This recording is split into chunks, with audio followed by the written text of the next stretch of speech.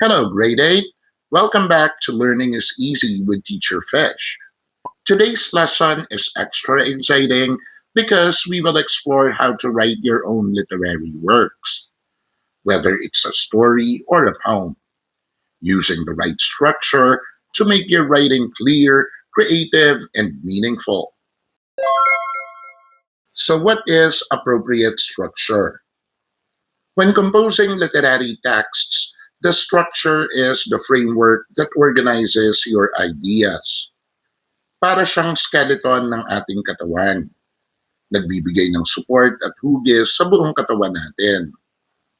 Using the appropriate structure gives your composition a recognizable shape, making it easier to follow and understand. Choosing the right structure also ensures your writing delivers its message effectively. Now let us look into two commonly used structures in writing. Structure of prose. Common forms are short story, essay, narrative, and folktale. Prose is the most common form of writing in literature. It is the style we use in daily conversation, textbooks, and most novels. The first key feature is it is written in sentences and paragraphs. Prose is organized into complete sentences that form paragraphs.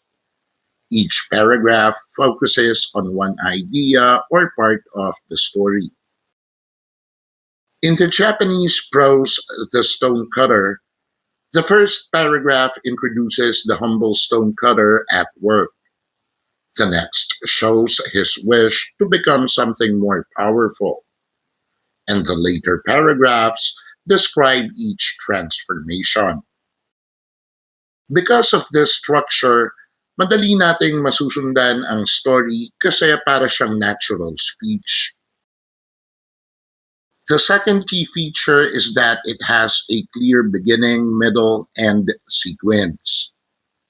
A prose story usually follows a chronological order, starting with the introduction of characters and setting or beginning, moving to the problem and challenges in the middle, and ending with the resolution or lesson. Again, in The Stonecutter, the story begins with the man working and feeling dissatisfied. Then, in the middle, it describes his wishes and transformations into a rich man, sun, cloud, mountain, and other things, and ends when he realizes being a stonecutter is best.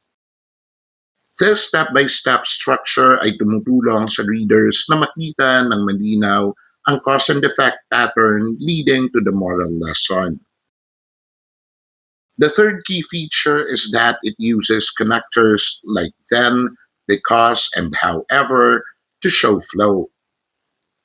Connectors are words or phrases that link ideas and events together so the reader understands the sequence and relationships between them.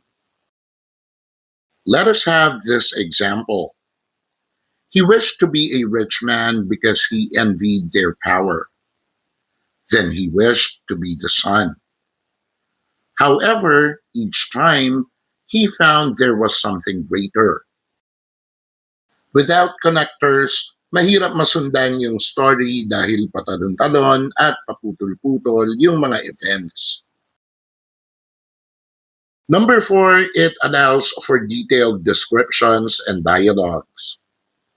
Prose gives space for describing settings, actions, and emotions in detail, and for including conversations between characters. Again, from The Stonecutter, the mountain stood tall and unshaken, its shadow cooling the land below. If only I could be the mighty mountain, thought the stonecutter. So, di ba? These details make the reader imagine each transformation clearly and understand kung ano ang nararamdaman ng stonecutter. So now let us look at the structure of poetry. Common forms are lyric, narrative poem, haiku, and free verse. Poetry uses a different form from prose, focusing on the arrangement of words, sound, and imagery rather than paragraphs. So the first feature is poetry is arranged in lines and stanzas. Poems are divided into rows of words or lines and group of lines or stanzas. Let us take the example from Song of Lawino, a poem written by a Ugandan poet. It says, "The pumpkin is in the old homestead, must not be uprooted."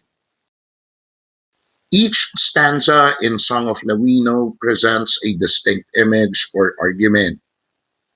Dito, yung pumpkin symbolizes African traditions that should be preserved. The stanza break gives the metaphor weight and emphasis.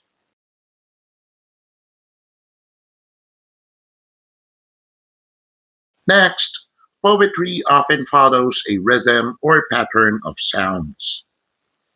Many poems have a beat or musical quality from syllable patterns, repeated sounds, or rhyme schemes. Two lines from Song of Lawino say, "Do not uproot the pumpkin in the old homestead. Do not uproot the pumpkin." The repetition and steady beat make the lines feel like a chant or song na nakakatulong sa mga nakakarinig na matandaan at maramdaman yung urgency of the message.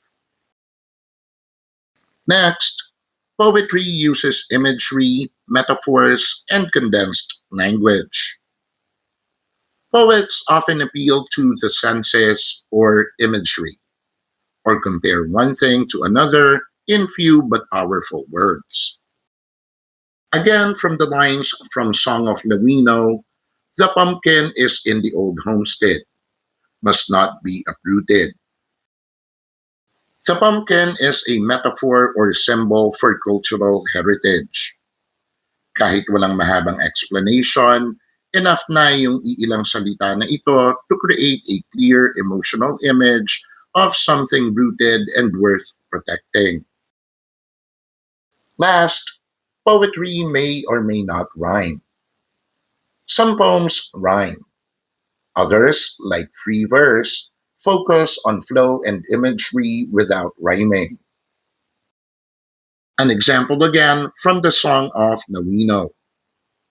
"Let no one uproot the pumpkin in the old homestead.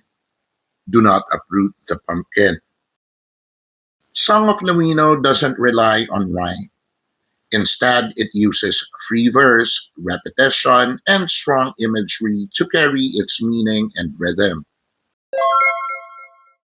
Now, here's a comparison table that you can take a screenshot para may guide ulit kayo in composing literary texts using appropriate structure.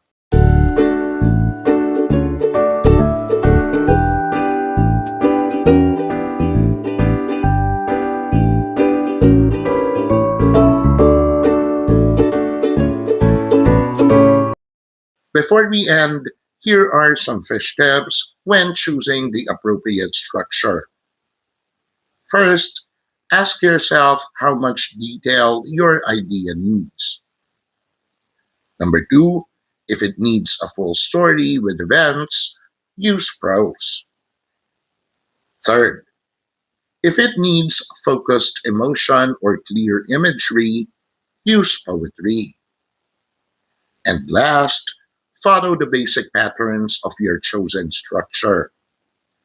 Paragraph order for prose, lines and stanzas for poetry.